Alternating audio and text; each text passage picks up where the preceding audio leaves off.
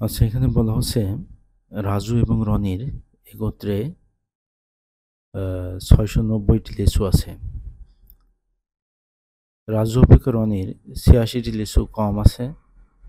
রাজু এবং রনি প্রত্যেকের কতটি করে লিচু আছে? তো এখন যে রাজু এবং রনি প্রত্যেকের কতটি করে লিচু আছে এটা এখানে বের করতে বলছে। তো এখন আমরা এই ৯ নম্বর অঙ্ক যদি দেখি যে দুইজন মানুষের কথা এখানে বলা আছে, ব্যক্তির কথা, একজন রাজু এবং রনি, বলা আছে তাদের একসাথে ৬৯০টি কি আছে? লিচু আছে।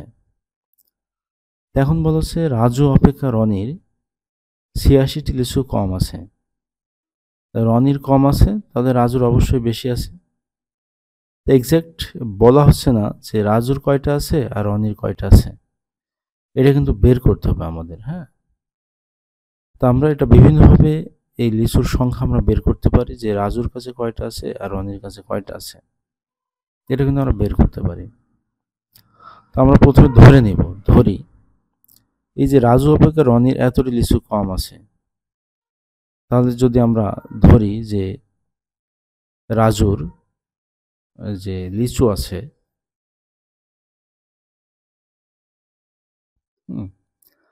রাজু অপেক্ষা রনির ৮৬টি লিচু কম আছে, রাজুর লিচু আছে কটি?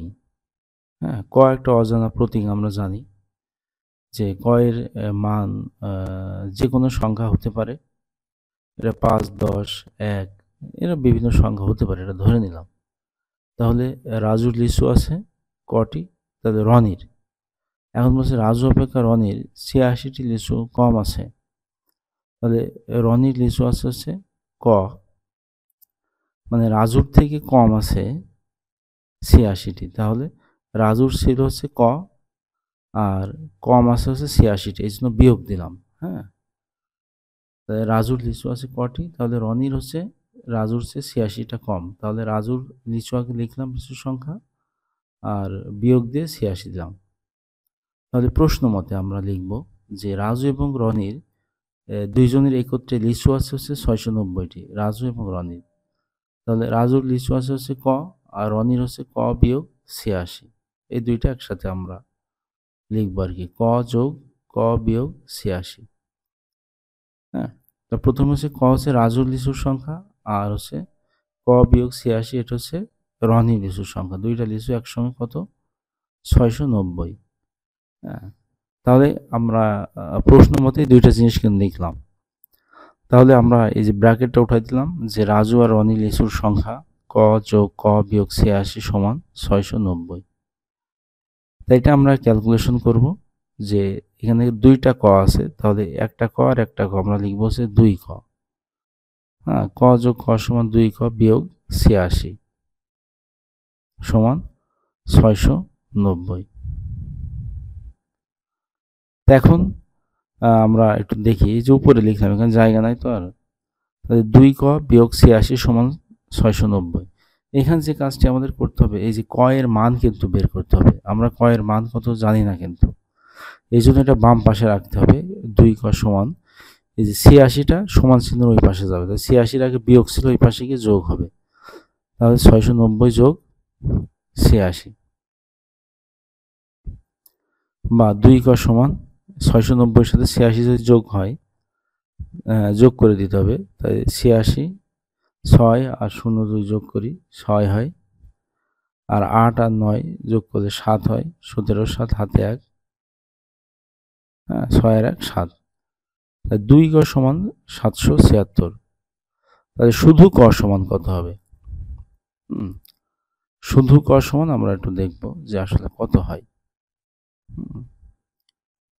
২ ক সমান যদি ৭৭৬ হয়, তাহলে এই ক সমান দুইটা ওই পাশে নিয়ে যাব। তাই এই ২ ক ক এর সাথে গুণ অবস্থায় ছিল, ওই পাশে গিয়ে ভাগ হবে। তাই ৭৭৬ ভাগ ২। আমি আগেও বলছি ভাগ মানে কিন্তু এই যে দাগ দিয়ে নিচে লিখতে হয়। তাই ৭৭৬কে এখন আমি ২ দিয়ে যদি ভাগ করি তাহলে ক এর মান কিন্তু পাওয়া যায়। তাই ২ একে ২, ৩ দুগুণা ৬, তারপরে হাতে ১। তাই ১ যদি হাতে থাকে তাহলে সাথে সাথে ১ যোগ হয়ে ১৭ হয়ে যায়। তাই 8 দুগুণা 16, আবার হাতে 1 থাকে, সে 1 এখানে আসলে 16, 8 দুগুণা 16, তাহলে 388 হয়। আমরা যদি অন্যভাবে 776টিকে 2 দিয়ে ভাগ করে দেখি, তাহলে কিন্তু এই একই মান আসবে। ক সমান 388, ক সমান কত? 388। তাহলে এই যে রাজু এবং রনির যে লিচুর যে হিসাবটা, এটা ক্যালকুলেশন করে আমরা ক এর মান পেলাম 388। তাহলে আমরা জানি রাজুর লিচু আছে কটি, তাহলে এই যে 388 মানে ক, তাহলে রাজুর লিচু আছে কটি মানে হচ্ছে রাজুর লিচু আছে 388টি। এটা হচ্ছে রাজুর লিচুর সংখ্যা। আর রনির যেটা হবে, ওখানে লেখা আছে রনির লিচু আছে ক বিয়োগ 86টি। হ্যাঁ, রনির লিচু আছে, রাজুরটা থেকে 86টা বিয়োগ করে দিতে হবে। কারণ কি, রাজু অপেক্ষা রনির 86টি লিচু কম ছিল, এটা কিন্তু বলাই আছে। তাহলে 388 বিয়োগ কত? 86।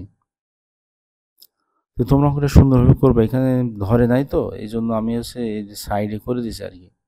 তাই 388 থেকে 86 যদি আমরা বিয়োগ করি, তাহলে পাওয়া যায় কত? 302। 388 থেকে 386 বিয়োগ করলে 302 পাওয়া যায়। তাহলে রাজু এবং রনির লিচুর সংখ্যা আমরা পেলাম।